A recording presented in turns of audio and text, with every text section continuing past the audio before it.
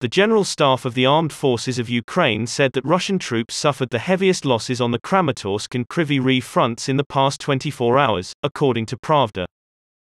Specifically, under the strong fire of the Ukrainian army, the combat loss of Russian forces in the period from October 6 to 7 was estimated at 350 servicemen, 17 tanks, 29 armored fighting vehicles and 31 artillery systems, the General Staff of the Armed Forces of Ukraine announced on October 7. On the same day, in the latest intelligence report, the British Ministry of Defence said that the Russian military is under serious pressure in some areas and the military morale of this country is increasingly depressed. The ministry warned that Russia could continue to lose more heavy weapons. According to the British Ministry of Defence, Ukraine has now captured at least 440 Russian tanks and 650 armoured vehicles and is redeploying them to the front against the Russian forces themselves, The Guardian reports. Russian military equipment that has been captured and reused makes up a large proportion of Ukraine's equipment, the British Ministry of Defence said.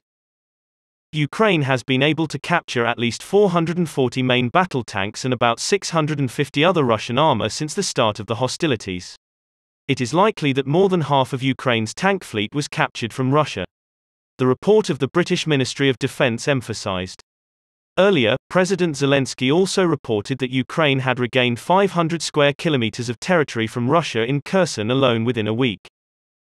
More than 500 square kilometers have been liberated from Russian troops in the Kherson region alone since the beginning of October, President Volodymyr Zelensky announced late on October 6 in his nightly address. The liberated territory is home to dozens of towns and villages that have been controlled by the Russian military for months, said Natalia Gumenik, a spokeswoman for Ukraine's Southern Operations Command. Please stay tuned for our latest news. President Zelensky sends a hot warning to Russian President Putin.